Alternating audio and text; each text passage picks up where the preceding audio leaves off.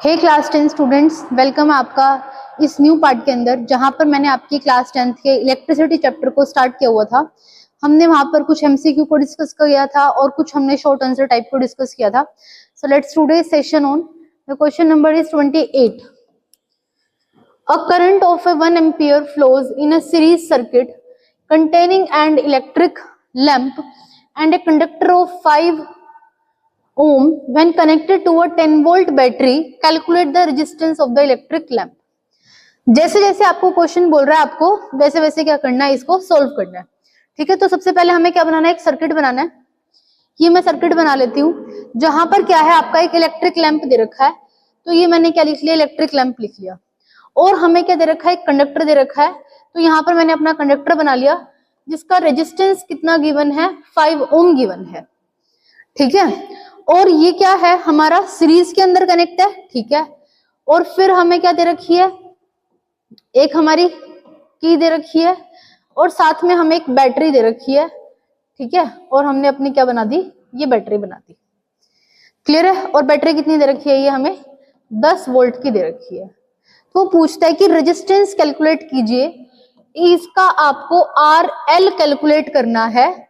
तो R L calculate करना है। आप देख सकते हैं दोनों किसमें, आपके सीरीज में है। किसमें है, सीरीज में है। तो सीरीज के लिए जब भी हम रेजिस्टेंस कैलकुलेट करते हैं तो क्या आएगा यहाँ पर, आर एल प्लस में 5 ओम। क्या आएगा, 5 ओम। तो ये हमारा क्या आ गया, टोटल रेजिस्टेंस आ गया किसका, सीरीज का।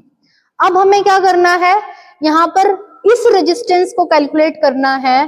तो हम यहाँ पर क्या लगाएंगे, अपना ओम्स लॉ लगाएंगे। क्या लगाएंगे, ओम्स लॉ। और ओम्स लॉ के लिए हमें क्या गिवन है, यहाँ पर हमें करंट गिवन है। करंट कितना हमें दे रखा है, 1 एम्पियर दिया हुआ है। और वोल्टेज कितना हमें गिवन है, यहाँ पर हमें 10 वोल्ट गिवन है। तो ओम्स लॉ की हेल्प से हम अपना रेजिस्टेंस कैलकुलेट कर लेंगे। ठीक है, वोल्टेज कितना लिखेंगे यहाँ पर, 10। हाँ जी, वोल्टेज कितना लिखेंगे यहाँ पर, 10। करंट कितना लिखेंगे, 1। और यहाँ पर लिखेंगे आर एल प्लस में 5। क्या लिखेंगे, आर एल प्लस में 5। तो यहाँ पर 10 हो जाएगा और यहाँ पर 10 में से 5 चला जाएगा। तो ये आपका लैंप का रेजिस्टेंस आ जाएगा। किसका आ जाएगा, लैंप का रेजिस्टेंस आ जाएगा। और ये हमारा कितना आंसर आ गया, ये तो हमारा 5 ओम आंसर आ गया। कितना आ गया, 5 ओम। तो हमने इस क्वेश्चन के फर्स्ट पार्ट को यहाँ पर हमने कंप्लीट कर लिया है। अगर हम इसके सेकंड पार्ट पर चलते हैं तो क्या बोल रहा है, now if a resistance of 10 ohm is connected a parallel with this series combination. ये जो हमें यहाँ पर सीरीज कॉम्बिनेशन गिवन है, अगर हम इसी के साथ एक रजिस्टर और जोड़ लें जिसका कितना रेजिस्टेंस है, 10 ओम रेजिस्टेंस है। हमने यहाँ पर ऐसे जोड़ लिया, प्लीज साइन पे ना जाए, ये मैं ऐसे लिख देती हूँ। ठीक है, what change in current flowing through a 5 ohm conductor. वो बोलता है कि इस 5 ओम कंडक्टर के करंट में क्या चेंज आएगा।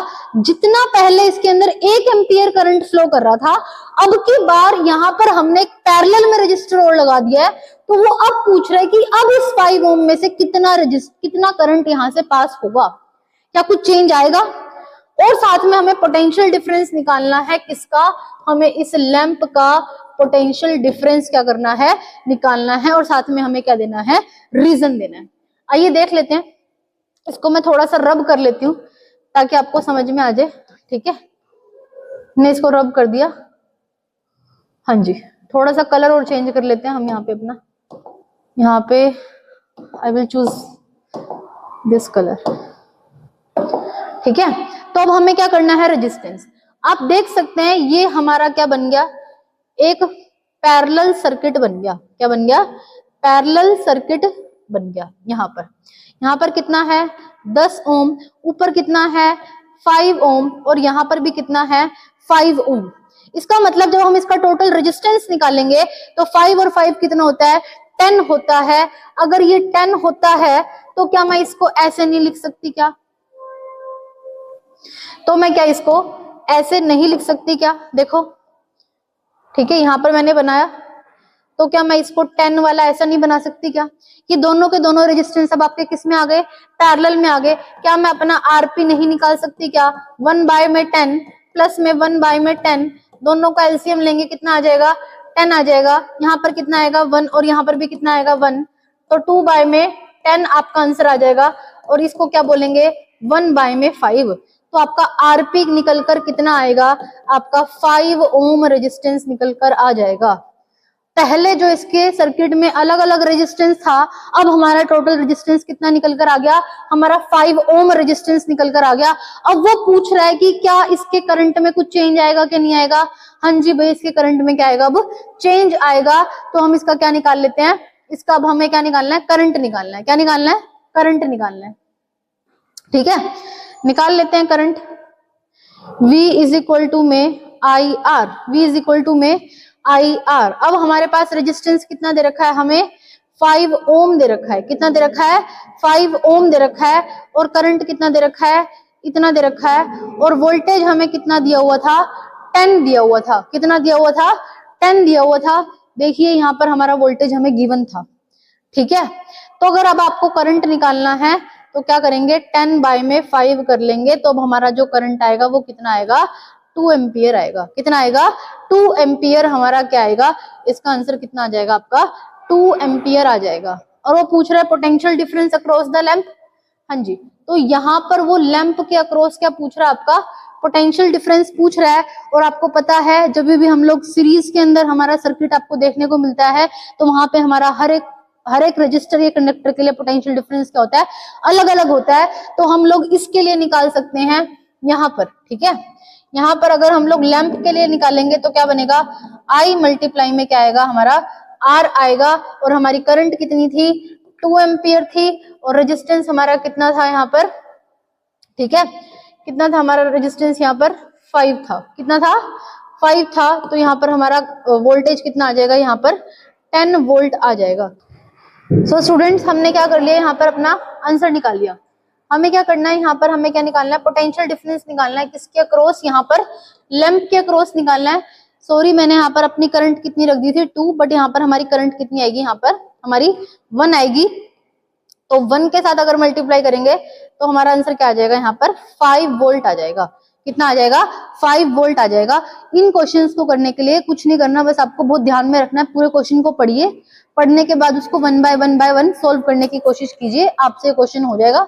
आप 1 से 2 बार प्रैक्टिस करेंगे तो ये क्वेश्चंस आपसे हो जाएंगे। ठीक है, आइए चलते हैं अपने नेक्स्ट क्वेश्चन की तरफ। हाँ जी, अब हम अपने नेक्स्ट क्वेश्चन की तरफ चलते हैं। ठीक है, Why is the parallel arrangement used in the domestic wiring?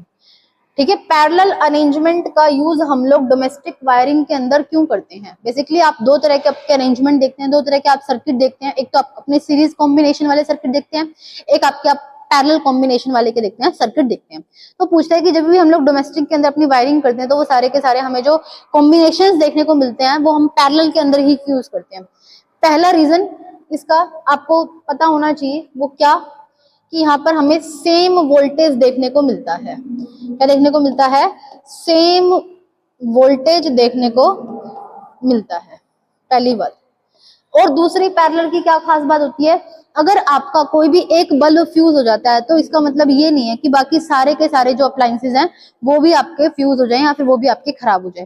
Because series के अंदर हम लोग एंड टू एंड कनेक्शन जोड़ते हैं, जहां पर एक चीज खराब होने से बाकी सारा आपका जो इलेक्ट्रिक सर्किट है वो भी आपकी खराब होने की संभावना रहती है या फिर खराब आपका हो जाता है। बट पैरेलल सीरीज के अंदर ऐसा नहीं होता है। ठीक है, नेक्स्ट हम चलते हैं अपने नेक्स्ट क्वेश्चन की तरफ। होपफुली आपको समझ में आ गया होगा स्टूडेंट्स ये। ठीक है, हाँ जी, नेक्स्ट क्वेश्चन की तरफ चलते हैं। हाँ जी, नेक्स्ट क्वेश्चन देखिए, B1, B2 and B3 are the 3 identical bulbs connected as shown in the figure 12.8.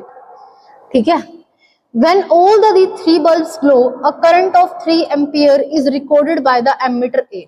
जब ये तीनों बल्ब आपके इकट्ठे ग्लो करते हैं, इकट्ठे एकदम से चमकते हैं, तो हमारी जो करंट होती है वो एमीटर में कितनी निकल कर आती है, हमारी 3 एम्पियर आपकी निकल कर आती है। what happens to the glow of the other two bulbs when the bulb one get fused? अगर हमारा जो ये बल्ब है वो किसी कारणवश फ्यूज हो जाता है, क्या हो जाता है, फ्यूज हो जाता है, तो फिर बताइए कि क्या दो अलग अलग दोनों बल्ब्स के ऊपर मतलब B2 और B3 के ऊपर क्या कोई फर्क पड़ेगा?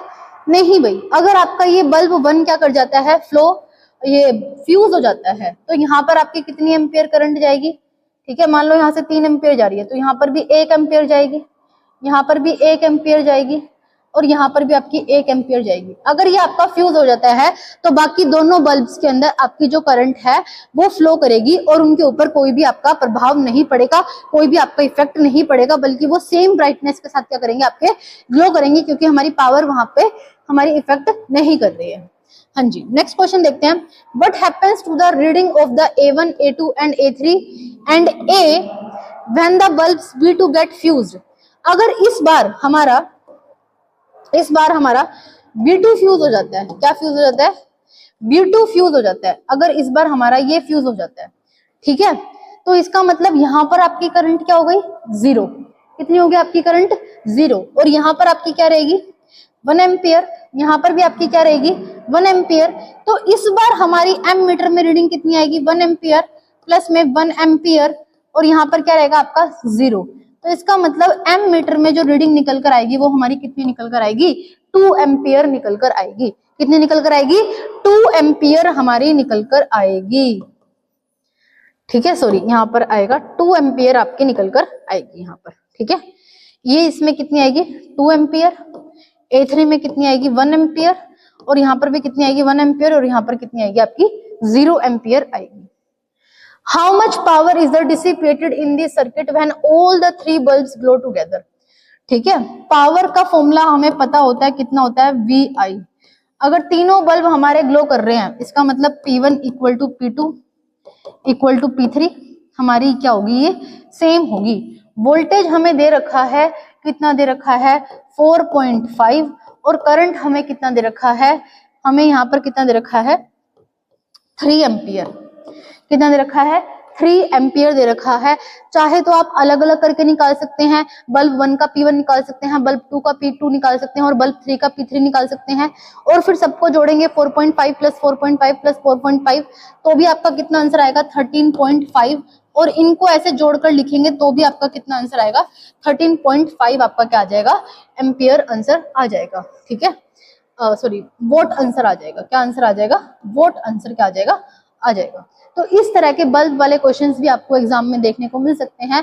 तो स्टूडेंट्स, आपको क्या करनी है, इनकी बहुत प्रैक्टिस करनी है, ताकि आपके क्वेश्चंस क्या हो जाएं, इजीली सॉल्व हो जाएं।